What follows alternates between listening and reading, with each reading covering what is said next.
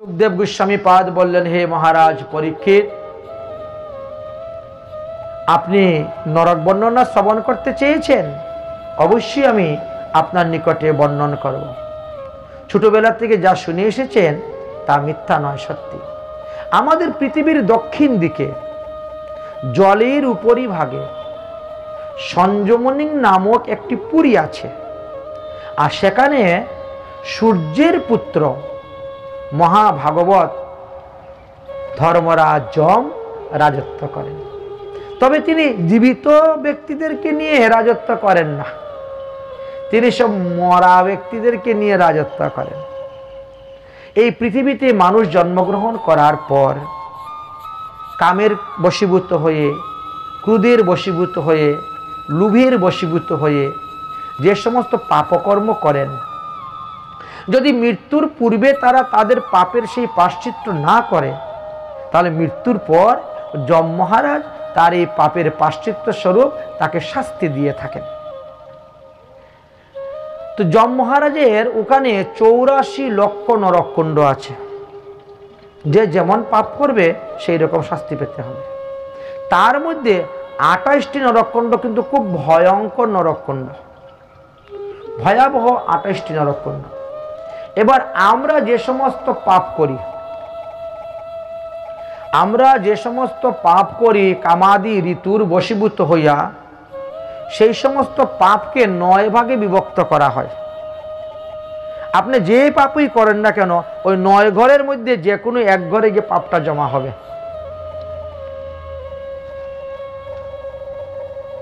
9টা ঘর রেখেছেন পাপের সংখ্যা করে রাখার জন্য, বা 9টা খাতা, এর মধ্যে এই পাপ এই খাতায় লেখা হবে, ওই পাপ ওই খাতায় লেখা হবে।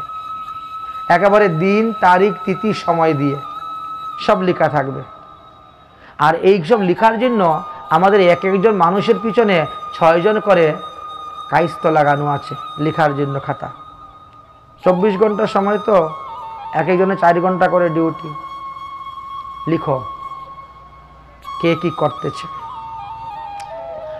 তো সেই সমস্ত পাপকে 9 ভাগে বিভক্ত করা হয়েছে। দেখেন, 1 নম্বর অতিপাতক, 2 নম্বর মহাপাতক, 3 নম্বর অনুপাতক, 4 নম্বর উপপাতক, 5 নম্বর জাতি ধ্বংসকর পাতক, 6 নম্বর সংকীর্ণকর পাতক, 7 নম্বর অপাত্রীকরণ পাতক, 8 নম্বর মলাবহ পাতক, আর 9 নম্বর হলো প্রকীর্ণ পাতক। এক কথায় পৃথিবীতে যত প্রকার পাপ আছে, এই 9টির মধ্যে কোনো না কোনো একটির অন্তর্গতই হইবে, এটা আপনি জেনে নেন।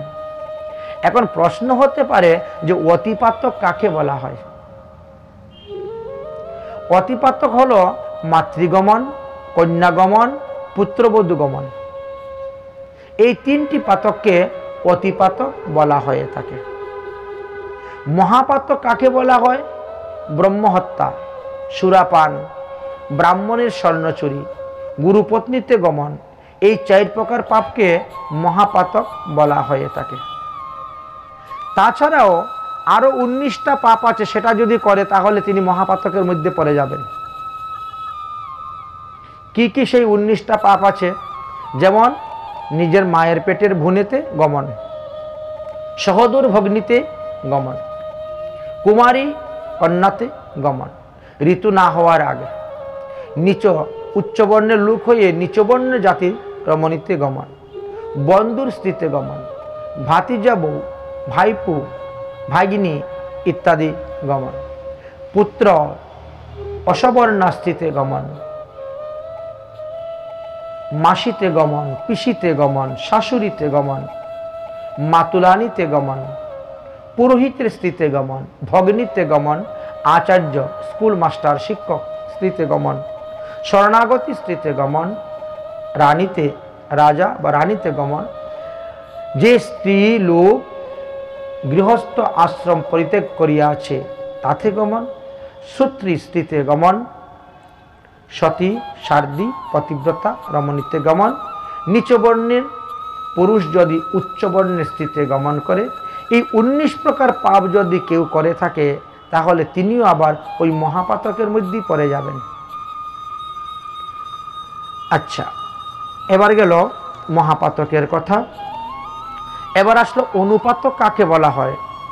নিচ জাতি হইয়া যে ব্যক্তি আপনাকে উচ্চ জাতি বলে পরিচয় দেয়, তাহলে তিনি অনুপাতকে পাতকী।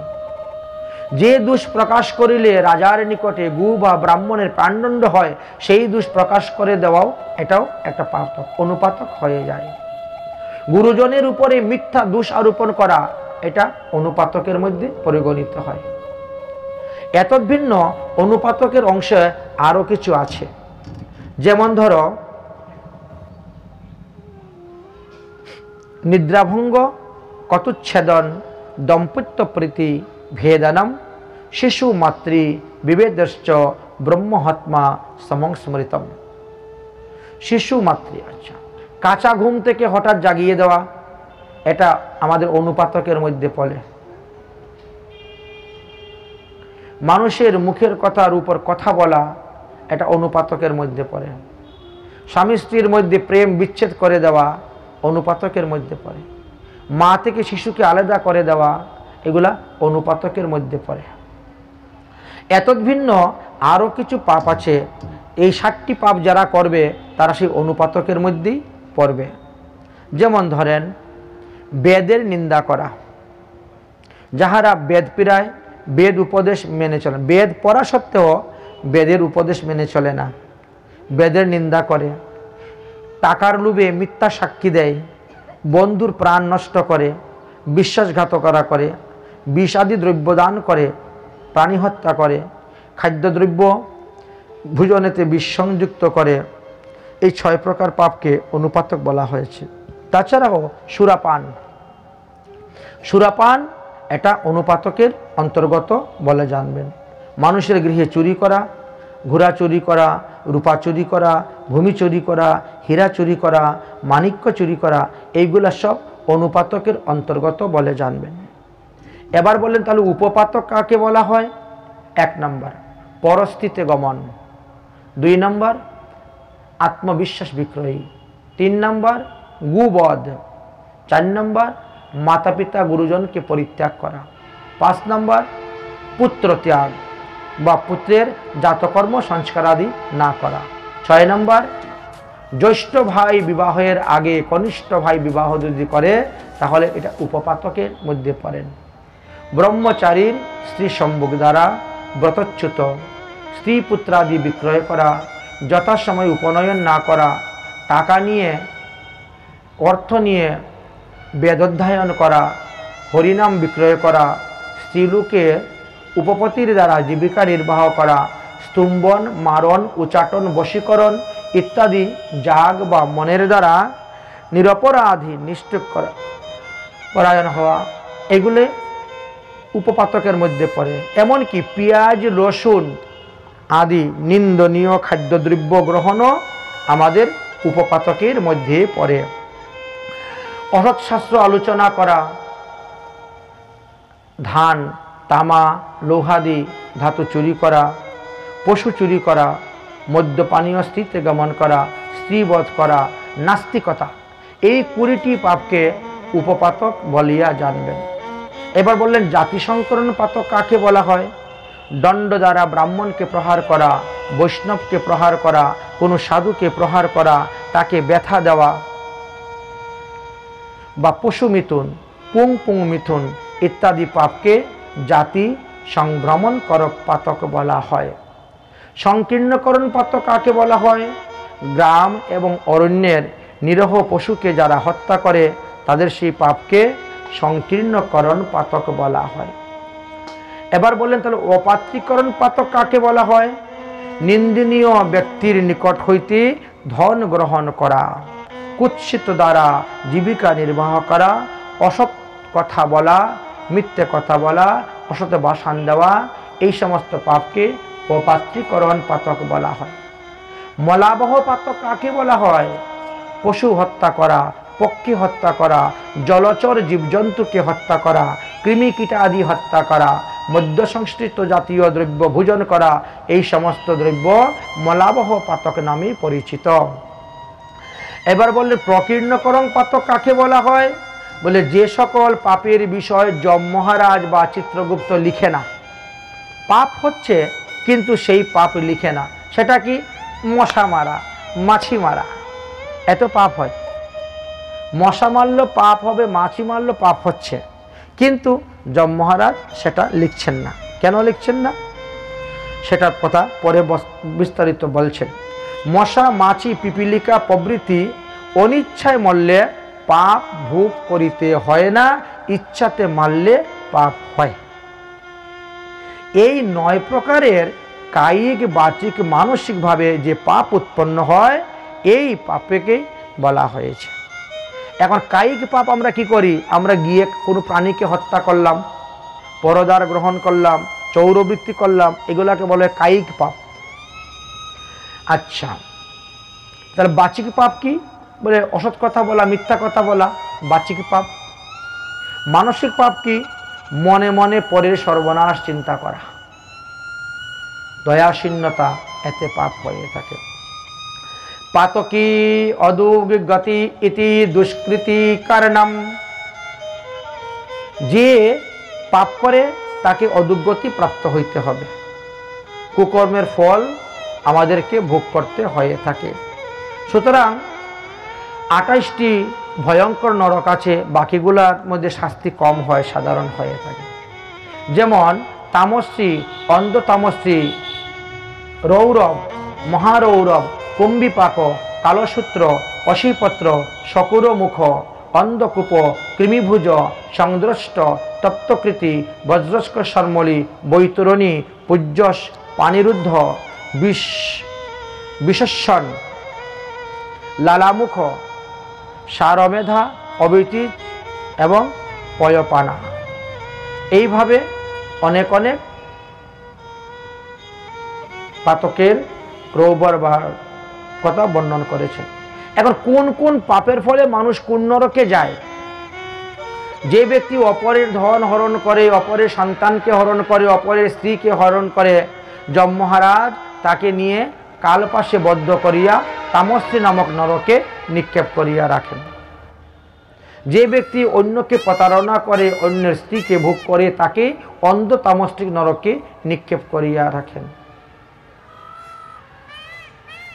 ইহলোকে যে ব্যক্তি জীবহিংসা করিয়া থাকে, তাহাকে রুরু নামক নরকের মধ্যে পতিত করিয়া রাখেন, বা রৌরব নরকের মধ্যে প্রতিকার করিয়া রাখেন। অত্যাধিক প্রাণীহিংসা ব্যক্তিকে মহারৌরব নরকের মধ্যে ফেলে রেখে দেন। ক্রূর স্বভাব প্রকৃতির যে সমস্ত ব্যক্তিগণ, তাদেরকে কুম্ভিপাক নরকের মধ্যে নিয়ে ফেলে রাখেন। এইভাবে পৃথক পৃথক পাপের কারণে পৃথক পৃথক নরকে তাদেরকে নিয়ে ফেলে রাখেন। সুতরাং যে যেমন পাপ করবে তাকে সেই সেই পাপের ফল ভোগ করিতে হইবে। এইভাবে এখানে 108টি নরককুণ্ডীর বিবরণ দিয়ে গিয়েছেন। সবগুলা আলোচনা করা আমাদের সম্ভব হচ্ছে না, আমরা সংক্ষেপেই কিঞ্চিত আমরা আস্বাদন করব। হ্যাঁ, আরেকটি বিশেষ মহিমার কথা বললেন। দান দিয়ে যদি কেউ দান গ্রহণ আবার ফিরিয়ে নিয়ে যায়, তাহলে তাকেও নরক ভোগ করিতে হয়, কুম্ভিপাক নরকে গমন করিতে হয়। রাজনো রাজো কুলাশ্চৌ ততু শব্দান্নি কৃষয়া কুম্ভিপাকেষু পচ্যতে ব্রহ্মধারায়পহারণম। যদি কোনো ব্যক্তি, কোনো ব্রাহ্মণ, কোনো বৈষ্ণব বা কোনো সাধুকে একবার দান করেছেন, পরবর্তী সময়ে তিনার সঙ্গে কোনো কারণে কোনো গণ্ডগোল হয়েছে, তিনি আবার সেই দান ফিরিয়ে নিয়ে চলে এসেছেন, বা ব্রাহ্মণের ধন হরণ করে নিয়েছেন, তাহলে সেই ব্যক্তিকে 60,000 বৎসর কুম্ভিপাক নরকে বাস করতে হয়। এই বিষয়ে অবশ্য আমরা পাবো সামনে গিয়ে নিগরাজার কাহিনী, নিগরাজার গাবিধানের বিষয়টা আমরা সেখানে আস্বাদন করব। এখানে আর বিস্তারিতভাবে বর্ণন করতে যাচ্ছি না। তো 108টি নরককুণ্ডেরই বিস্তারিতভাবে বর্ণন করে গিয়েছেন। সবগুলো সম্ভব নয় বলা, আমরা সংক্ষেপে একটু আলোচনা করলাম এবং বললাম। অরে দস্যুবৃত্তি করে যে জন লোকের বদে প্রাণ, দস্যুবৃত্তি করে যে জন লোকের বদে প্রাণ, করাতে কাটিয়া তারে করে খান খান, করাতে কাটিয়া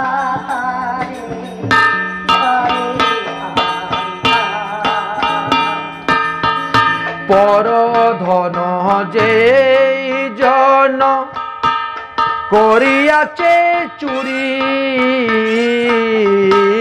পরধন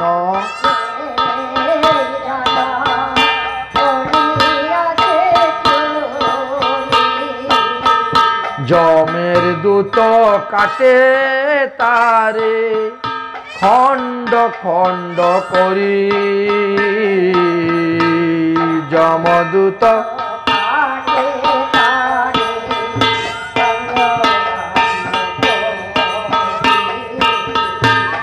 এক জন দান করে অন্য দেয় হাত, এক জন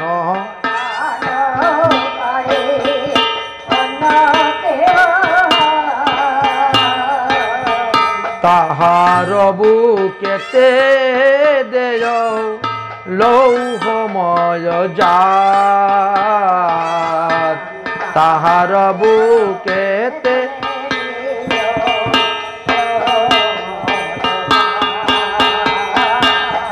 ছাত্র হইয়া যে জন পুস্তক চুরি করে, ছাত্র হইয়া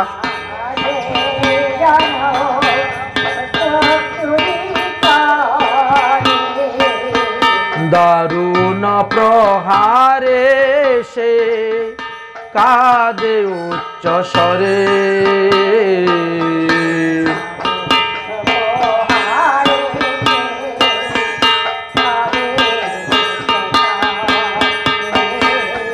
যে গৃহস্থ ছোট কাটা লয়ে দেয় ধান, যে গৃহস্থ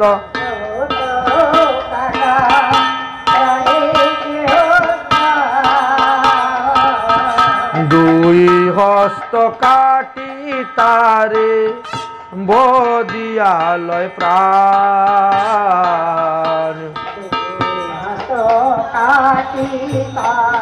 কোথায় যাচ্ছে বাজনা? আর দুই হস্ত কাটি তারে বদিয়ালয় প্রাণ,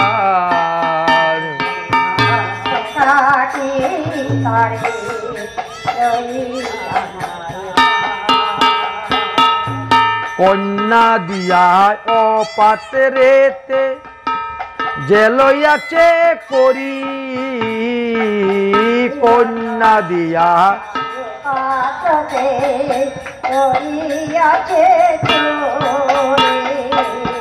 কন্যা দিয়া পাত্রেতে লইয়াছে করি,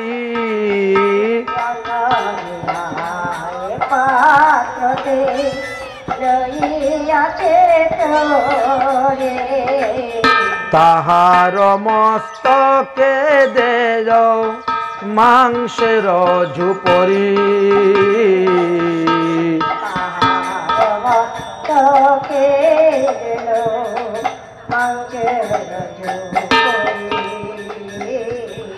বিদ্যা শিখি গুরুকে না করে গেছে বন, বিদ্যা শিখি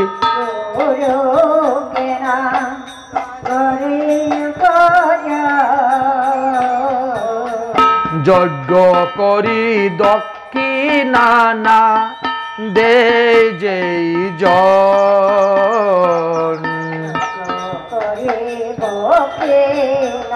না পারলে রেখে দাও।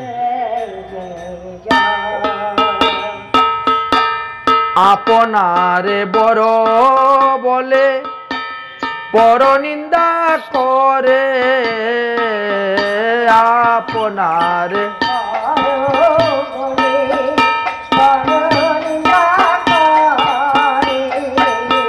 তাহার সমান পাপী নাহি এ বব সংসারে।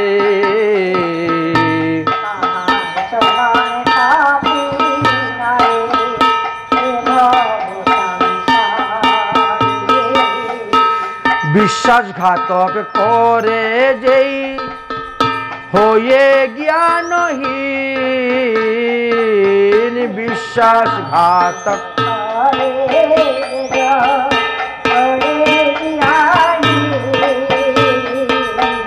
তার মুক্তি নাহি চন্দ্র সূর্য যত দিন।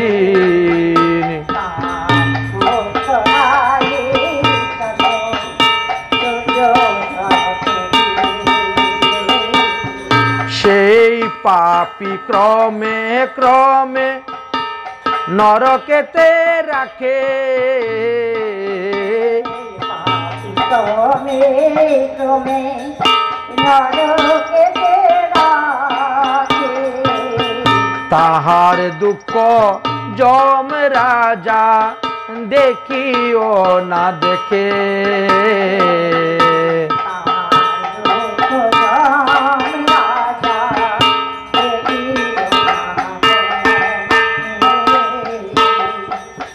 তো এইভাবে অনেক অনেক পাপের কথা বর্ণন করে গিয়েছেন। কোন কোন পাপের ফলে আমাদেরকে কোথায় যেতে হবে, কতদিন বাস করতে হবে, তারপরে কোন দেহ ধারণ করে আসতে হবে। বিস্তারিত আলোচনা করতে গেলে নরক বর্ণনায় 4 ঘন্টা চলে যাবে।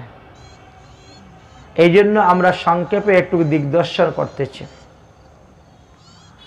তাহলে জীবিত অবস্থায় যদি আমরা পাপের প্রায়শ্চিত্ত না করি, তাহলে মৃত্যুর পর আমাদেরকে ঘোর নরক যন্ত্রণা ভোগ করতে হবে। আমরা মারা যাওয়ার পর আমাদের দেহটা তো পুড়িয়ে ছাই করে দেওয়া হয়, কিন্তু পাপ পুণ্য তো ছাই করা যায় না। পাপ পুণ্য এবং ইন্দ্রিয়ের স্বভাব নিয়ে জীবাত্মারও আনা হয়।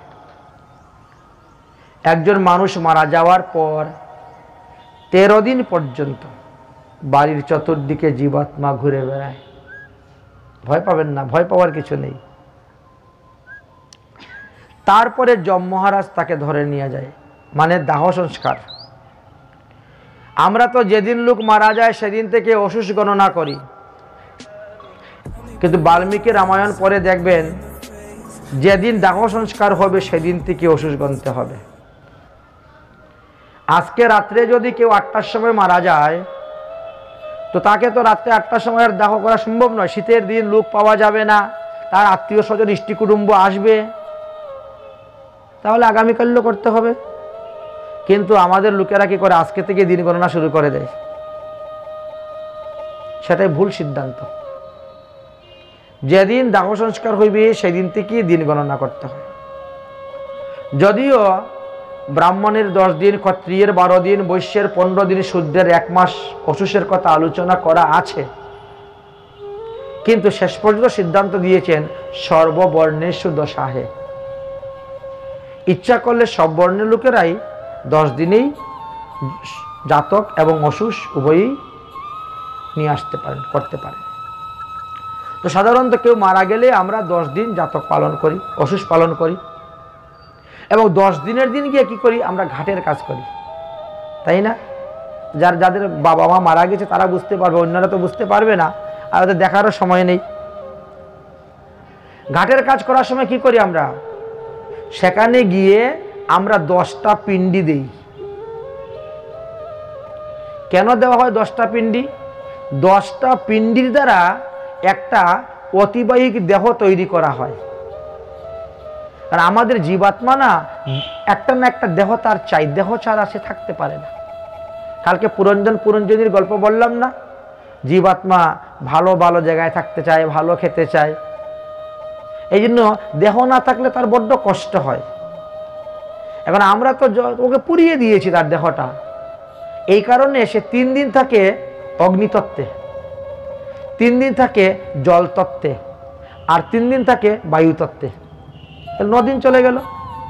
10 দিনের দিন যখন আমরা ঘাটের কাজ করতে যাই তখন কি করি, ওখানে 10টা পিণ্ডি দেওয়া হয়। বৈদিক মন্ত্র, এই অতিবাহিক দেহটা মন্ত্রের দ্বারা তৈরি করা হয়। প্রথম পিণ্ডির যে মন্ত্র তার দ্বারা একটা মস্তক তৈরি করে দেওয়া হয়। দ্বিতীয় পিণ্ডির দ্বারা কর্ণ, চক্ষু, নাসিকা তৈরি করে দেওয়া হয়।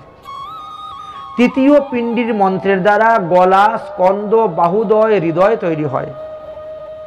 চতুর্থ পিণ্ডির মন্ত্রের দ্বারা নাভি, লিঙ্গ, গুহ্যস্থান তৈরি হয়। পঞ্চম পিণ্ডির মন্ত্রের দ্বারা জানু, জঙ্ঘা, পদদ্বয় তৈরি হয়। ষষ্ঠ পিণ্ডির দ্বারা দেহের মধ্যে যত জয়েন্ট, জোড়া আছে, সন্ধিস্থান, মর্মস্থান তৈরি করে দেওয়া হয়। সপ্তম পিণ্ডির দ্বারা দেহের মধ্যে নাড়ি, শিরা, উপশিরা এগুলা তৈরি করে দেওয়া হয় মন্ত্রের দ্বারা। অষ্টম পিণ্ডির দ্বারা দাঁত, লুম এইগুলি তৈরি করে দেওয়া হয়, মানে কেশ, নখ ইত্যাদি তৈরি করা হয়। নবম পিণ্ডির দ্বারা দান করে এই মন্ত্রের দ্বারা তার দেহের মধ্যে রক্ত, বীর্য সঞ্চালন করা হয়। আর দশম পিণ্ডির দ্বারা 10 ইন্দ্রিয় যুক্ত একটি অতিবাহিক দেহ তৈরি করে দেওয়া হয়। তখন কি হয়, ওই জীবাত্মা এসে ওই দেহের মধ্যে প্রবেশ করে। তো জীবাত্মা যখন অতিবাহিক দেহের মধ্যে প্রবেশ করলো তখন না তার প্রচন্ড ক্ষুধা লেগে যায়, খাবারের জন্য সে ছটপট করতে থাকে। আর এই জন্য কি করা হয়, 11 দিনে শ্রাদ্ধ করে নিচ্ছেন, বা কেউ বা 12 দিনে শ্রাদ্ধ করে নিচ্ছেন। শ্রাদ্ধ করলেন, যদি শ্রাদ্ধ না করা হয় বলে তাহলে তার অতিবাহিক দেহটা থেকে যাবে, ওটা নষ্ট হবে না। আর শ্রাদ্ধ করলে পরে ওই অতিবাহিক দেহ নষ্ট হয়ে যাবে এবং সে বায়বীয় দেহ পাবে, বায়বীয় দেহ পাবে। এইভাবে জীবাত্মা 13 দিন পর্যন্ত বাড়ির চতুর্দিকে ঘুরে বেড়াচ্ছে। 13 দিনের দিন এরকম সন্ধ্যার সময় বিকালবেলা যমের দূত আসবে, আমার মতো পাপী যারা এদেরকে নিয়ে জমালয়ে রওনা হবে। আপনাদের জন্য তো বিষ্ণুদূত আসবে, চলে যাবেন সোজা। তা আমার সঙ্গে যারা আছে আমার মতো পাপী, এরা একটু জেনে রাখুন, কারণ আমি তো বহুবার নরকে গিয়েছি, আমার জানা আছে রাস্তাগুলা কিভাবে যেতে হয় আর রাস্তায় কি কি সাজা পেতে হয়। একবার নয়, দুবার নয়, অনেকবার গিয়েছি। তো যমের দূত এসেছে, এসে কি করে 2 হাত আর 2 পায়ে ভালো করে বাঁধে। ইচ্ছা মতো দৌড়তে পারবেন না। আপনার যে রশিটা আছে না, যেখানে গাধার দেখেছেন বা ঘোড়ার দেখেছেন পায়ের মধ্যে রশি বেঁধে দেয়, ওর ইচ্ছা মতো দৌড়ে পালাতে পারবে না, রশি খুললে না পালাবে, ওই তালে সমান তালে হেঁটে যেতে হচ্ছে, দেয় রশি বেঁধে। তো হাত দুটা তো রশি বাঁধা আছে আর টানতে শুরু করে। যারা পুণ্য আত্মা তারা তো বিমানে বসে চলে যাচ্ছে, পালকিতে বসে চলে যাচ্ছে, আর আমার মতো পাপী যারা এদেরকে পায়ে হেঁটে যেতে হয়। রাস্তাটা ভালো নয়, খুবই খারাপ রাস্তা। এমন রাস্তা মনে ভারতবর্ষের কোথাও নেই। কোথাও কাঁচ, কোথাও কিচ, কোথাও কাদা, কোথাও উত্তপ্ত বালুময়, কোথাও গরম জল, কোথাও ঠান্ডা জল। রাস্তার 2 পাশে এমন ধরনের গাছপালা আছে, গায়ে লাগলে পরে কেটে যায়, পাতাটা লাগলে পরে কেটে যায়। এমন এমন গাছের পাতা আছে যেগুলো সুচালু, সূচের মতন ধারালো। এমন ভয়ঙ্কর রাস্তা দিয়ে আমাদেরকে হাঁটতে হয়। তো মারা যাওয়ার পরে তো 13 দিন তো চলে গেল এইখানেই ঘোরাঘুরি করতে করতে। তারপরে ধরে নিয়ে রওনা হলো, 17 দিন রাস্তা হাঁটতে হবে। নিয়ম হলো প্রতি মাসে প্রায় 1 লক্ষ কিলোমিটার হাঁটতে হয়। কারণ আমাদের পৃথিবীর থেকে জমের বাড়ি তো 11,80,000 কিলোমিটার, তো প্রায় 12 লক্ষর কাছাকাছি, একটু একটু কম, প্রায় গড়ে প্রতি মাসে 1 লক্ষ কিলোমিটার হাঁটতে হয়। তো মাসে যদি 1 লক্ষ কিলোমিটার হাঁটতে হয় তাহলে দিনে 3,000 কিলোমিটার। কিন্তু এখন তো আমি 3 কিলোমিটারও হাঁটি না, কিন্তু সেই সময় আমাকে প্রতিদিন 3,000 কিলোমিটার হাঁটতে হবে। তাহলে হাঁটার ব্যাগটা বুঝেন কীরকম ভাবে। 24 ঘন্টায় যদি 3000 কিলোমিটার হাঁটেন তাহলে 1 ঘন্টায় কত কিলোমিটার হাঁটবেন একবার বুঝে নেন। কি পরিমাণ গতিতে হেঁটে যেতে হচ্ছে, রওনা হচ্ছে। এখন খালি পায়ে তো হাঁটার অভ্যাস নেই, আর ওখানে তো খালি পায়ে হাঁটতে হয়, বড় কষ্ট। হাঁটতে হাঁটতে পায়ের নিচে ফুসকা পড়ে যায়, তার মধ্যে তো কাদা আছে, কিচ আছে, পাথর আছে, কত গজনে কাঁটা পড়ে আছে, বাবলা কাঁটা, ওরে বাবা বড় বিষাক্ত, এটাও 2-1টা পায়ের মধ্যে ফুটে। কষ্ট পেয়ে জীবাত্মা বলে, ও ভাই আমি আর হাঁটতে পারছি না, আমার পায়ে ফুসকা পড়ে গেছে, 17 দিন হেঁটে এই অবস্থা খারাপ, আমাকে একজোর চপ্পল দাও না হাঁটার জন্য। বলছে তুমি চপ্পল কোথায় পাবে, তুমি তো জীবিত অবস্থায় কাউকে পাদুকা দান করো নাই। আমরা ভালো ভালো যদি সবকিছু দেই, কিন্তু পাদুকা কেউ কাউকে দান করে? কাউকে জুতা দেয়? দিতে দেয় না। তুমি তো জীবিত অবস্থায় পাদুকা দান করো নাই, তুমি পাদুকা পাবে কোথা থেকে? আচ্ছা, তোমার মৃত্যুর পরে যখন তোমার ছেলে শ্রাদ্ধ করলো তখনও সে পাদুকা দান করে নাই, এটা কাঠের খড়ম দান করতে হয়, তা তুমি তো পাও নাই, তাহলে তো কি করবে? তোমাকে খালি পায়ে হেঁটে যেতে হবে। আমি যে আর হাঁটতে পারছি না বলে একটু কষ্ট করো। 17 দিন 17 দিন এদিকে হাঁটলেন আর মারা গেলেন ওদিকে 13 দিন, 1 মাস হয়ে গেছে।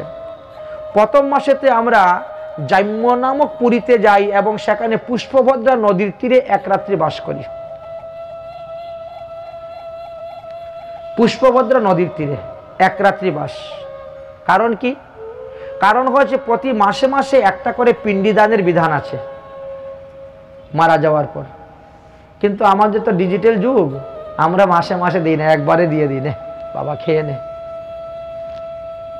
বাসি যা হোক, পচা হোক, গান্দা হোক, যা হোক হোক, একবারে দিয়ে দিলাম। প্রতি মাসে একটা করে দিতে হবে। আচ্ছা, এই জন্য জমের অনুচরগণ 1 রাত্রি বিশ্রাম। আজকে তোমার বিশ্রাম, আজকে তোমার নামে একটা শ্রাদ্ধ হবে, একটা পিণ্ডিদান হবে। ওই শ্রাদ্ধ পিণ্ডি অন্ন খেয়ে এবার তুমি 2য় মাসের রাস্তা কালকে থেকে রওনা হবে। কিন্তু আমাদের যে ছেলেপেলেরা তো এরা উচ্চ শিক্ষিত, এরা তো সুশিক্ষা পায় না, এরা উচ্চ শিক্ষা পায়।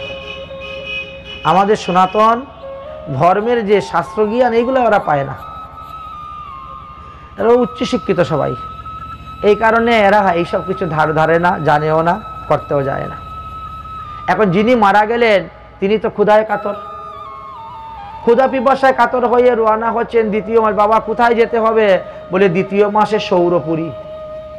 এবার পৃথিবীর থেকে আস্তে আস্তে উপরের দিকে উঠছেন, যতই উপর দিকে যাচ্ছেন সূর্যের তাপ ততই তার গায়ের মধ্যে লাগতেছে। সৌরপুরী 15 দিন রাস্তা চলার পরে বলছে আমি আর চলতে পারছি না, সূর্যের তাপে আমার মুখ চোখ জ্বলে যাচ্ছে, আমাকে একটা ছাতা দাও না। ছাতা পাবে কোথায়? তুমি জীবিত অবস্থায় কখনো কাউকে ছাতা দান করেছ? ছাতা দান করো নাই।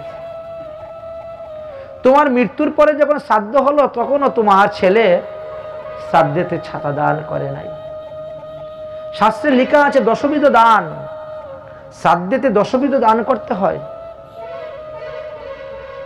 কিন্তু ছেলে তো ছাতা দান করে নাই। তাহলে তুমি ছাতা পাবে কোথায়? বলে তাহলে আমাকে একটু ওই গাছের নিচে বসতে দাও। বলে তা হবে না। তুমি যদি তোমার জীবনে ছাতা দান করতে তাহলে এখন তুমি গাছের নিচে শীতল ছায়ায় বসতে পারতে, দান করো নাই, পাবে না। তোমাকে এই উত্তপ্ত রুদ্রের দিকে হাঁটতে হবে। আমি পারছি না, পিপাসায় বুক ফেটে যাচ্ছে, তাহলে বসো, এখানেই বসো। কারণ আজকে 45 দিন তোমার হয়ে গেছে। 45 দিবসে একটা পিণ্ডি দানের বিধান আছে, এই 45 দিবসে বৈষ্ণব সেবার বিধান আছে। অতএব আজকে যদি তোমার উদ্দেশ্যে তারা বৈষ্ণব সেবা দেয় এবং সেই বৈষ্ণব অধরামৃত দিয়ে যদি তোমার নামে নিবেদন করে, তুমি তোমার সমস্ত জীবনের পাপ থেকে মুক্ত হয়ে যাবে। দিব্য বিমানে বসে তুমি গোলক ধামে চলে যাবে, তোমাকে নরকে যেতে হবে না। কিন্তু ছেলেপেলেরা তো তাও দেয় না। বৈষ্ণব সেবা দিবে কি? বৈষ্ণবের কাছে সেবা গ্রহণ করে। মা বাবা মরলে পরে কজনে বৈষ্ণব সেবা দেয়? উল্টা বৈষ্ণবের কাছে সেবা গ্রহণ। বৈষ্ণবরা আসবে, তোমার বাড়ি সবজি আমানি করবে, তোমার বাড়ি রান্না করবে, তোমার 14 গোষ্ঠীকে খাওয়াইয়া সে খেয়ে যাবে। সেবা হচ্ছে, তার কাছ থেকে সেবা গ্রহণ করা হচ্ছে। কারণ বৈষ্ণব সেবা দিলে তো আশি পশ্চি সবাইকে নিমন্ত্রণ দিতে হবে, মাসির বাড়ি, পিসির বাড়ি, মামার বাড়ি, তারপরে বিআই বিআইনের বাড়ি। তো এরা কজন বৈষ্ণব? বৈষ্ণবকে দিয়ে অবৈষ্ণবের সেবা করাচ্ছেন। উল্টা, বৈষ্ণবের সেবা হয় না আজকাল, আজকালকে বৈষ্ণবের কাছ থেকে সেবা গ্রহণ করা হয়। বৈষ্ণব সেবা করতে গেলে তোমাকে বৈষ্ণব হতে হবে। তুমি রান্না বান্না করে রাখবে, বৈষ্ণব আসবে, বসবে, খাবে, যাবে, তাহলে বৈষ্ণব সেবা হলো, তাহলে হলো বৈষ্ণব সেবা। আর বৈষ্ণব এসেই হাতে নাড়া খুন্তি নাড়লো, নিজে খাবে 250 গ্রাম চালের অন্ন, রান্না করলো 10 কেজি চালের অন্ন। এক মুষ্টি ডাইল খাবে, তার জন্য 2 কেজি ডাইল বসাতে হবে তার রান্না করতে। ওর সেবা হচ্ছে, সেবা গ্রহণ করা হয়, বৈষ্ণব সেবা হয় না। এবার কি করলেন, 45 দিন হয়ে গেল, বাবা তোমার ছেলে তো কোনো বৈষ্ণব সেবাও দিল না, আর কোনো পিণ্ডি দানও করলো না, চলো রাস্তা হাঁটো। আবার রাস্তা রওনা হলো। যেই 60 দিন গেছে আর চলতে পারছে না, আর চলতে পারছে না, তখন এই জীব মারে, জমের দূতে জীব, চলো তাড়াতাড়ি হাঁটো, প্রতি মাসে 1 লক্ষ কিলোমিটার হাঁটতে হবে, এখন তুমি এখানে বসে থাকলে হবে? তাহলে 60 দিনে গিয়ে কোথায় পৌঁছলাম? নগেন্দ্রপুরী। আমি তো অনেকবার গিয়েছি না, আমার সব মুখস্থ আছে, আমি কোথায় কোথায় গিয়ে কতদিন থেকেছি।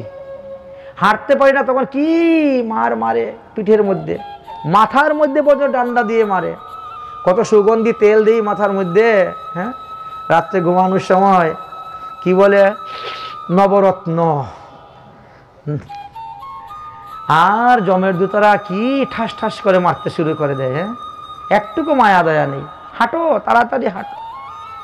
আরে বাবা আমি যে পারছি না, আচ্ছা ঠিক আছে, আজকে 60 দিন হয়ে গেছে, নগেন্দ্রপুরীতে আজকে বিশ্রাম করো, প্রতি মাসে মাসে একটা পিণ্ডিদানের বিধান আছে, তো যদি আজকে একটা পিণ্ডিদান করে তোমার ছেলে, তাহলে খেয়ে আবার সামনে অগ্রসর হবে। তাও হলো না। 3য় মাসে বলে, 3য় মাসেতে এখন তোমাকে যেতে হবে গন্ধর্বপুরী। রওনা হয়েছি গন্ধর্বপুরীতে, হাঁটতে পারি না বলে জমের দূতরা কি প্রহার করে পিঠের মধ্যে। ওদের মায়ের খেয়ে তখন জীবাত্মা চিৎকার করে উঠে, ওরে ছেলে মেয়ে, আত্মীয় স্বজন, ইষ্টি কুটুম্ব, স্ত্রী পুত্রগণ, তোমরা কি বুঝতে পারছো না আমার দুঃখের কথা, আমার কষ্টের কথা? তোমাদের সুখের জন্য আমি 2 তলা বাড়ি করলাম, তোমাদের সুখের জন্য দোকান খুলে দিলাম, চাকরির ব্যবস্থা করে দিলাম, ব্যাংক ব্যালেন্স করে দিলাম, জায়গা জমি কি খরিদ করে রেখে দিলাম, তোমরা সেই বিষয় ভোগ করতেছ, আর আমি এখন আমার এই পাপের ফল, কর্মের ফল ভোগ করতেছি। আমি তো টাকা পয়সা রাখতে কম রেখে আসি নাই, তো তোমরা কি একটু সাধু সভা দিতে পারো না, একটু বৈষ্ণব সভা দিতে পারো না, একটু ভাগবত কথা, একটু ভাগবত পাঠ, গীতা পাঠ দিতে পারো না, একটু অষ্টপ্রহর নামযজ্ঞ? তাহলে তো আমাকে এই কষ্টভোগটা করতে হয় না। চিৎকার করছে। জমের দূতরা বলে, এখান থেকে চিৎকার করে গলা ফাটালেও তোমার পৃথিবীর লোক কেউ শুনবে না, কারণ তুমি তো 3য় মাসে এসে পৌঁছে গেছো, মানে প্রায় 3 লক্ষ কিলোমিটার দূরে চলে গেছো। তখন মনে ছিল না যে ছেলে মেয়েকে একটু গীতা ভাগবত পড়াই, একটু সাধু সঙ্গ সৎসঙ্গ করাই, তারা জানুক? তখন তো এইগুলা শিক্ষা দেন নাই, তোরা জানবে কোথা থেকে, শিখবে কোথার থেকে? সাধু সঙ্গ করে নাই তো জানবে কোথার থেকে? এখন চিল্লালে লাভ হবে না, চেঁচামেচি করলে লাভ হবে না। চলো 4র্থ মাসে শৈল্যগমন পুরীতে রওনা, 5ম মাসে গিয়ে কুরপুরীতে, 6ষ্ঠ মাসে ক্রুঞ্চপুরীতে গিয়ে বাস। এটাকে বলা হয় ষান্মাসিক শ্রাদ্ধ। 6ষ্ঠ মাসে শ্রাদ্ধ করা যায়, ষান্মাসিক শ্রাদ্ধ। কিন্তু ছেলে তাও করলো না। বলে এবার সামনে দেখো, ওই কি দেখা যাচ্ছে? এত নদী দেখা যাচ্ছে। বাবা এত বড় নদী? বলে হ্যাঁ, এর নাম হলো বৈতরণী নদী। 6 মাস সে গিয়ে পার হয়। বৈতরণী নদীর এই পারে হলো বিচিত্রনগর, আর ওই পারে হলো বাহাবতপুর নগর। বিচিত্রনগরে গিয়ে উপস্থিত যখন হয়েছি, তখন দেখা যায় নদী। নদীর প্রস্থ কতটুকু জানেন? 1200 কিলোমিটার। প্রায় এখান থেকে বৃন্দাবন যাওয়ার কাছাকাছি। বৃন্দাবন তো 1400 কিলোমিটার, কলকাতা থেকে মথুরা 1400 কিলোমিটার, তাহলে 1200 কিলোমিটার মনে করো কানপুর পর্যন্ত। শিয়ালদা থেকে কানপুর পর্যন্ত যতটুক দূরত্ব, এতটুক প্রস্থ নদীর। আচ্ছা, নদীর মধ্যে কিন্তু জলের ধারাও বিভিন্ন রকম। কোথায় কালো রঙের জল যাচ্ছে, কোথায় পরিষ্কার জল যাচ্ছে, কোথায় নীল রঙের জল যাচ্ছে, কোথায় দুর্গন্ধযুক্ত জল, কোথায় মূত্রের ধারা, কোথায় বিষ্ঠার ধারা, কোথায় পুজের ধারা, কোথায় রক্তের ধারা, এইভাবে চলছে। এবার নদী দিকেই তো ভয় পেয়ে গেছি, এত বড় নদী পার হবো কেমন করে, সাঁতার তো জানি না। যারা সাঁতার দেওয়া শিখেছে তারা অবশ্য সাঁতার টাতার দিয়ে পার হতে পারবে, কিন্তু 1200 কিলোমিটার সাঁতার দিয়ে যাওয়া তো চারটিখানি কথা নয়। হ্যাঁ, 12 কিলোমিটার নয়, 1200 কিলোমিটার, 1200 কিলোমিটার চলছে। ভাই আমি এত দূর যেতে পারবো না, আমার জন্য একটা নৌকা নিয়ে আসো না মাঝি। ও মাঝি ভাই এসে উপস্থিত। বলেন বলেন বলেন, কোথায় যাবেন, কোন ঘাটে যাবেন? বলে বাহাবতপুরে যাব।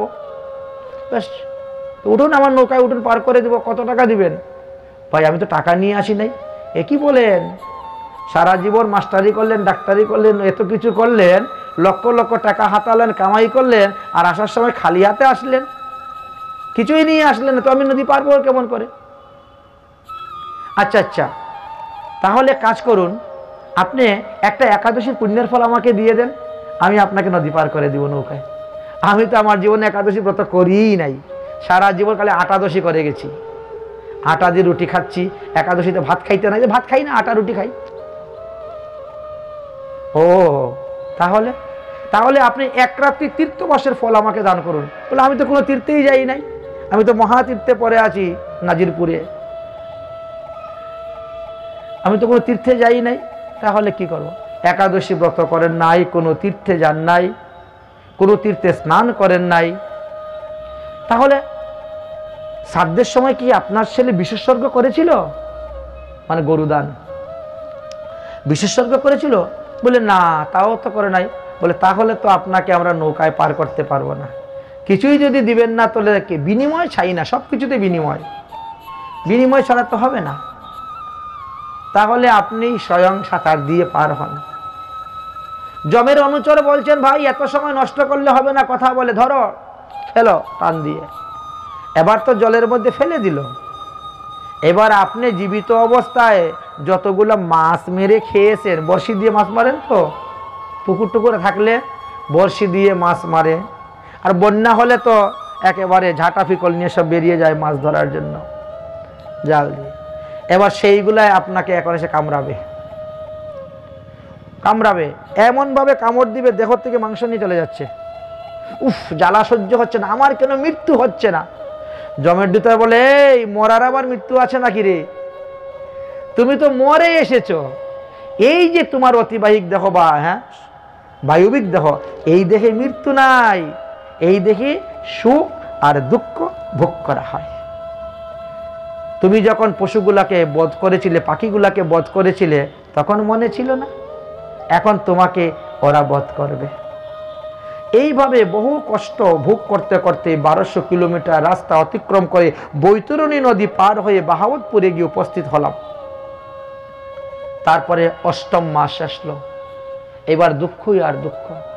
এই জন্য সেই পুরীর নামই হয়েছে দুঃখদ পুরী।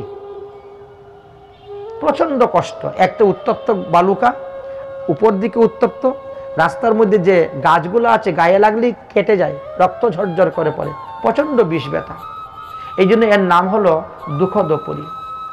দুঃখদ পুরী পার হওয়ার পরে নানা স্কন্দ পুরীতে যাই 9ম মাসে, এবং 10ম মাসে যাই সুতপ্ত পুরীতে, 11 মাসে রুদ্রপুরীতে, আর 12 মাসে গিয়ে জমের সঞ্জমনী পুরীতে, শীতলাঢ্য পুরীতে গিয়ে উপস্থিত হই। 364 দিনে গিয়ে জমের সম্মুখে গিয়ে দাঁড়াই। যম মহারাজ বলেন, চিত্রগুপ্ত খাতাটা খুললো তো। চিত্রগুপ্ত খাতা খুললেন। এবার পাপের বিচার হচ্ছে, পুণ্যের বিচার হচ্ছে, সব যোগ করা। ওখানে কিন্তু প্লাস মাইনাসের কিছু নাই, যে এত পুণ্য করেছে এত পাপ করেছে একটু মাইনাস করে দাও। পাপেরটাও ভোগ করো, পুণ্যেরটাও ভোগ করো। এবার যম মহারাজ বলছেন, দেখো বাবা, তুমি তো পুণ্য ছিটেপুটা অল্প সামান্য করেছ, পাপই বেশি করেছ। যাই হোক, এখন তুমিই বলো, পাপের ফল আগে ভোগ করবে না পুণ্যের ফল আগে ভোগ করবে? কোনটা করবে বলো? মহারাজ পাপের ফল ভোগ করলে কি হবে? পাপের ফল ভোগ করলে নরক যন্ত্রণা, নরকে গিয়ে তোমাকে ভোগ করতে হবে। যে যে পাপ করেছো সেই সেই পাপ অনুসারে নির্ধারিত আছে, এই পাপের জন্য এত বছর এই নরকে থাকবেন, ওখান থেকে গিয়ে আবার ওই পাপের জন্য ওই নরকে এত বছর, আবার সেখান থেকে গিয়ে ওই নরক কুণ্ডে গিয়ে এত বছর, এইভাবে তোমাকে ভ্রমণ করতে হবে। সমস্ত পাপ শেষ হওয়ার পূর্বেই কিঞ্চিত পাপ থাকা সত্ত্বেই তোমাকে আবার তোমার কর্ম অনুসারে তোমাকে পৃথিবীতে পাঠানো হবে। পাপ ভোগ করার পরে যদি কেউ পৃথিবীতে গিয়ে জন্মগ্রহণ করে তাহলে সে দিন দরিদ্র হয়, দুঃখী হয়, রোগী হয়, বিকলাঙ্গ হয়, ইত্যাদি হয়। আর পুণ্য ভোগ করার পরে যদি কেউ পৃথিবীতে গিয়ে জন্মগ্রহণ করে তাহলে সে ধনী ব্যক্তির ঘরে জন্মগ্রহণ করে, সুনামধন্য খ্যাতিধন্য লোক হয়, নিরোগ সুস্থ সবল হয়, হৃষ্টপুষ্ট চেহারা হয়। অতএব তুমি বলো, পাপের ফল ভোগ করে যেতে চাও না পুণ্যের ফল ভোগ করে যেতে চাও পৃথিবীতে? জীব তো বড় চতুর। জীব বললে তাহলে এখন আমি পাপের ফলটা ভোগ করব আর তারপর পুণ্যের ফল ভোগ করেই পৃথিবীতে চলে যাব, গিয়ে দেহ ধারণ করব। অতএব আপনি আমাকে আগে পাপের ফলটাই দিয়ে দেন। যম মহারাজ বলেন যাও তাহলে। এইবার পাপ অনুসারে এই যে আমরা বললাম সমস্ত পাপকে 9টা কোটায় ভাগ করা হয়, অতিপাতক, অনুপাতক, অপিপাতক, পাতক, সংকীর্ণ পাতক, জাতিকরণ। এই যে কাউকে তামশ্রী, কাউকে অন্ধস্তামশ্রী, কাউকে রৌরব, কাউকে মহারৌরব ইত্যাদি নরকে ফেলে রেখে দিল। সেখানে দিন রাত বেধুম প্রহার চলছে। এখানে কি শাস্তি? এখানে আপনি চুরি করছেন, ডাকাতি করছেন, পুলিশে ধরে নিয়ে যাচ্ছে, 2টা লাঠি দিচ্ছে, 2 দিন থানায় রেখে দিয়ে ছেড়ে দিচ্ছে, কিন্তু ওখানে কিন্তু তার থেকে শতগুণ বেশি। কারণ ওখানে তো একেবারে সুদ সহ, ব্যাস বলে না, চক্রবেদী ব্যাস, ওখানে সুদে হাসলে হিসাব। এইখানে ওখানে শাস্তিটা বেশি। এমন ভাবে আপনার উপরে চলছে যে সে আর স্থির থাকতে পারছে না। হে ধর্মরাজ্যম, হে ধর্মরাজ্যম, হে ধর্মরাজ্যম, আমায় রক্ষা করো, রক্ষা করো, রক্ষা করো। ধর্মরাজ্যম এসে উপস্থিত হয়েছেন। কি ব্যাপার, কেন আমাকে ডাকছো? এই যে আমাকে দিন রাত 24 ঘন্টা প্রহার করছে, বলে এটা তোমার কর্মফল। তুমি যখন কুকর্ম করেছিলে তখন তুমি চিন্তা করো নাই যে এই কর্মের ফল তো আমাকে ভোগ করতে হবে, তাহলে আমি কুকর্ম করতে যাব কেন? আচ্ছা, কুকর্ম করেছো বা করেছো, মৃত্যুর আগে এর প্রায়শ্চিত্ত করতে পারলে না? বলে আমি জানি কি কবে মরব। বলে তুমি তো জানো না কবে মরবে, এই জন্য তো আগের থেকেই করে নিতে হয়, সাবধান থাকতে হয়। এই জন্য সাবধান থাকতে হয়। এবার তোমার কর্মফল ভোগ করো। ঠিক আছে, কর্মফল ভোগ করব, কিন্তু আপনি তো একজন রাজা। বলে হ্যাঁ রাজা, তো সব দেশে রাজাদের সরকারি ছুটি আছে, আপনার কোনো সরকারি ছুটি নাই? একদিন মারপিট করবেন, একটু আরামে থাকবো? বলে আছে তো, আমারও ছুটি আছে, আমিও সরকার। ধর্মরাজ যম হলো নরকের রাজা, তিনার সরকারি ছুটি হলো প্রতি অমাবস্যা। ভারতবর্ষের প্রতি রবিবার, বাংলাদেশে গেলাম দেখলাম প্রতি শুক্রবারে সরকারি ছুটি। আর যম মহারাজের সরকারি ছুটি হলো প্রত্যেক অমাবস্যা। অমাবস্যা দিন কেউ তোমাকে মারবে না, এদিন তোমার রেহাই, ছুটি। উফ, আচ্ছা মহারাজ একটা কথা বলবো? হ্যাঁ বলো। তাহলে ওই দিন একটু বাড়ি থেকে ঘুরে আসতে পারি? মায়া দেখেন কাকে বলে। নরকুণ্ডে থেকেও বলছে ওই দিন যখন ছুটি আছে একটু বাড়ি থেকে ঘুরে আসতে পারি? বলে বাবা, তোমার আসতে সময় লাগলো 364 দিন, আর তুমি একদিনের মধ্যে ঘুরে আসবে? 60 দণ্ডে দিন রাত বা 64 দণ্ডই মনে করেন ছিল, এখন 60 দণ্ডে বলা হচ্ছে। 60 দণ্ডের মধ্যে তুমি ফিরে আসবে কেমন করে দিন রাত একদিনের জন্য? কিন্তু আমার তো বড় ইচ্ছা একটু বাড়িতে যাওয়ার জন্য। আমার ছেলেরা কি করছে, মেয়েরা কি করছে, একটু যদি আমার নামে একটু সৎকর্ম করে, ভালো কর্ম করে, তাহলে তো আমাকে এই প্রহার থেকে খেতে হবে না, উদ্ধার হয়ে যাব। ঠিক আছে, তাহলে আমি তোমার শরীরের মধ্যে শক্তি প্রবেশ করিয়ে দিচ্ছি। তুমি মাত্র 2 মুহূর্তের মধ্যে বাড়ি চলে যাবে, মানে 1.5 ঘন্টা, 1 ঘন্টা 36 মিনিটের মধ্যে তুমি বাড়ি চলে যেতে পারবে। এমন একটি শক্তি যম মহারাজ দিলেন, কিন্তু তোমার সঙ্গে শর্ত আছে, তুমি কিন্তু ঘরের ভিতরে প্রবেশ করতে পারবে না। আমি যে শক্তি তোমার দেহের মধ্যে প্রবেশ করিয়ে দিচ্ছি, এই শক্তি জুড়ে তুমি 1.5 ঘন্টায় তোমার বাড়ি চলে যাবে, আবার 1.5 ঘন্টায় সেখান থেকে চলে আসতে পারবে, কিন্তু তুমি কোন গৃহের ভিতরে প্রবেশ করতে পারবে না। তোমাকে ঘরের বাইরে থাকতে হবে। তুমি সবাইকে দেখবে, তোমাকে কেউ দেখবে না, কারণ তোমার শরীরটা বায়বীয় শরীর, বাতাসের মতো।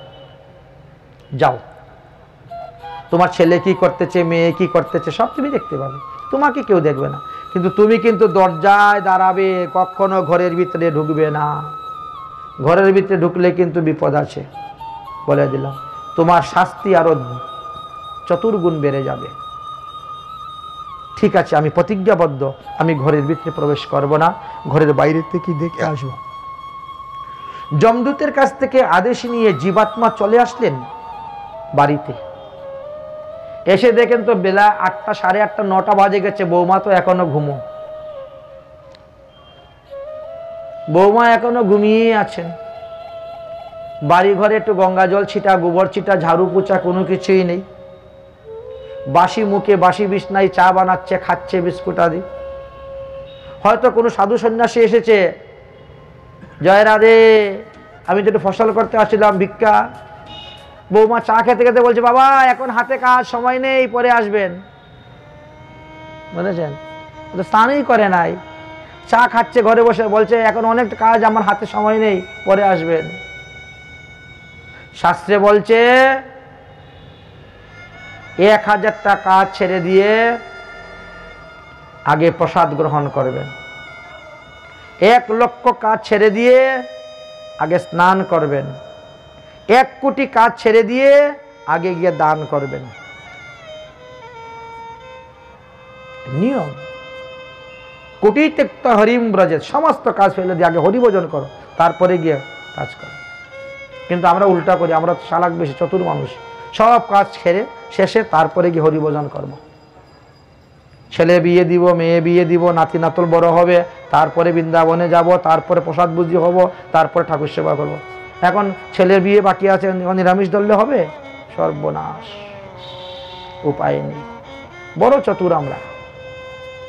সব কাজ শেষ করে গিয়ে তারপরে গিয়ে সাধু হব, তো তার আগেই পটল তুলে ফেলি, আমাদেরই কাজ শেষ হয়ে যায়। এখন দেখছেন অমাবস্যা দিন না বাড়িঘর ঝাড়ু পোছা আছে, না কোনো কিছু আছে, না ঠাকুর সেবা আছে, কিছুই নেই। মদে মাছে মাংসে চলছে ধুমধাম। কোনো গীতা পাঠ নেই, ভাগবত পাঠ নাই, কোনো সৎকর্ম নাই, কোনো অনুষ্ঠান নাই, কিছু নেই। সকাল থেকে সন্ধ্যা পর্যন্ত দরজার সামনে দাঁড়াতে দাঁড়াতে জীবাত্মা গিয়ে আবার নরককুণ্ডে পড়ে গেলেন। কিরে, গিয়েছিলাম, আমার উদ্দেশ্য করে তারা কিছুই করল না, থাকো নরককুণ্ডে, আগামী মাসে আবার দেখা যাবে। প্রতি মাসে তো একটা করে অমাবস্যা আছে, প্রতি মাসে তো একটা করে ছুটি আছে। 12 মাসের 12টা অমাবস্যাতে এসেছেন, কিন্তু কোনো অমাবস্যাতে দেখেন নাই যে একটু বাড়িঘর পরিষ্কার করে, একটু পায়াস রান্না করে, একটু ভগবানের ভোগ দিয়ে একটু প্রসাদ পাচ্ছে বা একটু প্রসাদ দান করতেছে কাউকে, নাই। 1 বৎসরের মধ্যে কিচ্ছু দান করে নাই। কেন? বলে আমার তো কাল অসুস্থ, দান করব কেমন করে? এটা একটা কুসংস্কার। কাল অসুষের মধ্যে অবিবাহিত পুত্রকন্যার কালি বিবাহ করা যায় না, আর সমস্ত কর্ম করা যায়। কাল অসুষে ধরে রাখে না। দুর্গা পূজা চাঁদা নিতে আসে, বলছে আমার একটা কাল অসুষ, আমি চাঁদা দিব না। সরস্বতী পূজা চাঁদা নিতে আসে, আমার কাল অসুষ। কাল অসুষ তোমার ধরে বসে আছে। ভগবত সেবার জন্য তুমি ধন দান করবে, এতে দোষ নেই। কিন্তু আমাদের কিছু কিছু এরকম লোক আছে, 1 বৎসরের মধ্যে কোনো সাধুগুরু বৈষ্ণব সেবা নাই, ভগবানের সেবা নাই, পূজা নাই, কিছু নেই। জীবাত্মা ধর্মরাজের চরণে পরে কান্না করতেছে, তাহলে আমার মুক্তির উপায় কি? 12 মাসে 12টি অমাবস্যাতে গেলাম, কোনো অমাবস্যাতে আমার উদ্দেশ্যে কিছুই করে, এখন কি? বলে তোমার আর একটা স্পেশাল ছুটি আছে, 12টার পরে একটা স্পেশাল ছুটি আছে, গিফট আছে। সেটা কি? তুমি যেই তিথিতে মারা গিয়েছো সেই তিথি। আজকালকের লোকেরা ভুল করে। আজকে যদি কোনো ব্যক্তি মারা যায়, তিনি লিখবেন কি 5 ডিসেম্বর 2024 আমার অমুক মারা গিয়েছে, তাই না? 5 ডিসেম্বর 2024 আমার অমুক মারা গিয়েছে। কিন্তু আজকের তিথিটা কি সেটা লিখল না। সে যদি লিখত যে অগ্রায়ণ মাস শুক্লপক্ষ পঞ্চমী তিথি, তাহলে তার 16 আনা লাভ হতো। কারণ এই সমস্ত তিথি অনুসারে হয়। যমরাজের হিসাব নিকাশগুলা তিথি অনুসারে। উনি বাংলা তারিখ ইংরেজি তারিখ কোনোটাই লিখে না, উনি লেখে তিথি। তুমি কোন তিথিতে মারা গিয়েছ? আমাদের পঞ্জিকাতে দেখবেন আমাদের সরগোস্বামীগণের তিথি দেওয়া আছে না? অমুক তিথি জীব গোস্বামী পাদে তিরুধান তিথি, অমুক তিথি রঘুনাথ দাস গোস্বামী পাদে তিরুধান তিথি। তিথি অনুসারে, তারিখ নেই। আর আমরা তারিখ লিখে ভুল করি। তিথি অনুসারে গিয়ে হবে, তবে গিয়ে তার কাজটা সম্পূর্ণ হবে, 16 আনা হবে। অতএব তুমি যে তিথিতে মারা গিয়েছো সেই তিথিটা হলো তোমার বিশেষ ছুটি। ওই দিন যদি তোমার উদ্দেশ্যে কেউ ভাগবত সপ্তাহ দেয় বা অষ্টপ্রহর নামযজ্ঞ দেয় বা একটু গীতা পাঠ দেয়, ভাগবত পাঠ দেয়, সাধু সেবা দেয়, বৈষ্ণব সেবা দেয়, তোমার নামে পিণ্ডি দান করে ভগবত নৈবেদ্য প্রসাদ, তাহলে তুমি উদ্ধার হয়ে যাবে। যাও। কিন্তু ছেলে তো উচ্চশিক্ষিত, উচ্চশিক্ষিত ছেলে তো বাংলা কোন মাস তাও জানে না, আর বাংলা তারিখ যে কত সে তো জানবে দূরের কথা। বলে ইংরেজিতে বলো কোন মাস, বাংলা টাংলা তো বুঝি না বাবা। বাঙালির ছেলে হয়েও বাংলা বুঝে না। এখন অগ্রহায়ণ মাস চলছে না পৌষ মাস চলছে তাও জানে না। এখন বললে বলে তো 5 তারিখে, বলছি 10 তারিখে মারা গিয়েছেন। আচ্ছা আচ্ছা ঠিক আছে, তাহলে আগামী 10 তারিখে হয়ে যাবে। এবার কি করবেন? না শ্রাদ্ধ করবো। তো কি দিয়ে? আরে আমার বাবা না ইলিশ মাছ খেতে ভালোবাসতো, ইলিশ মাছ দিয়ে শ্রাদ্ধ দিব। হয়ে গেছে কাজ। এই শ্রীমদ্ ভাগবত মহাপুরাণ হলো মধ্যস্থ শ্রী ভাগবত মহাপুরাণ। পরিষ্কারভাবে লেখা আছে কোনো মৎস্য মাংস আমিষ দ্রব্য দিয়ে শ্রাদ্ধ করা যাবে না। তোমার বাবা এটা খেতে ভালোবাসতো, এটা তোমার বাবা শরীরে খেতে ভালোবাসতো, আত্মা খায় নাকি? তোমার বাবা শরীর তো পুড়িয়ে ছাই করে দিয়েছ। আত্মার আহার মাছ মাংস, এই কথা তো লেখা নাই কোথায়। আত্মার আহার হলো হরিনাম। আর তুমি বলছো বাবা মাছ খেতে ভালোবাসতো, মাছ দিয়ে শ্রাদ্ধ দিব। ভুল, ভুল সিদ্ধান্ত করতেছ। তোমার বাবাকে আরো নরকে ডুবাইয়ে মারতেছ। বাস। শ্রাদ্ধ শ্রদ্ধা সহিত ভগবত প্রসাদী দ্রব্য অর্পণ না করে অপ্রসাদী দ্রব্য দিলে পরে এতে লাভ হলো না। লাভ হলো না। তিনি তখন গিয়ে যম মহারাজের চরণে পড়ে কান্না করছেন, আমার উদ্ধারের উপায় কি? আমার ছেলে তো সাধুগুরু বৈষ্ণবের কথা শুনে না, এবার আমার উপায় কি উদ্ধারের? বলে যদি তোমার বংশে কোনোদিন বৈষ্ণব সন্তান জন্মগ্রহণ করে তখন গিয়ে তোমার উদ্ধার হবে। এর আগে আর তোমার উদ্ধারের কোনো উপায় নেই। যে হতে পারে 50,000 বছর, 60,000 বছর, 1 লক্ষ বছর, 2 লক্ষ বছর নরকেই পড়ে থাকতে হবে তোমাকে। যখন তোমার বংশে কোনো বৈষ্ণব সন্তান জন্মগ্রহণ করবে আর সেই বৈষ্ণব সন্তানের কৃপায় সাধন ভজনে তোমাদের পিতৃকুল উদ্ধার হবে, তোমরা উদ্ধার হতে পারো। ততদিন নরককুণ্ডে পড়ে থাকো, কর্মফল ভোগ করো, 84 লক্ষ যোনি ভ্রমণ করো। মুক্তি নাই বৈষ্ণব সন্তান না হওয়া পর্যন্ত। এই জন্যই শাস্ত্রে বর্ণন করে গিয়েছেন যে কেউ মারা গেলে পরে আপনারা তিথিটা লিখে রাখবেন, কোন মাস, কোন পক্ষ, কোন তিথি। সেই অনুসারেই আপনারা তিনার শ্রাদ্ধাদি কার্য পিণ্ডিদান, সাধু সেবা, বৈষ্ণব সেবা আদি সৎকর্ম করবেন। তাহলে তিনি অনাহাসেই নানাবিধ দুঃখক্ষেত্র যোনি থেকে নিবৃত্তি পেয়ে তিনি ভগবত ধামে যেতে পারবেন, তার মুক্তি হতে পারবে। সুখদেব গোস্বামী মহারাজের মুখে এই রকম সিদ্ধান্তের কথা শ্রবণ করার পর মহারাজ পরীক্ষিত জিজ্ঞাসা করলেন, হে গুরুদেব, নিবৃত্তি মার্গ কথিত আদৌ ভগবত কথা ক্রম যুগে উপলব্ধেন ব্রহ্মণং যদ সংস্মৃতাম।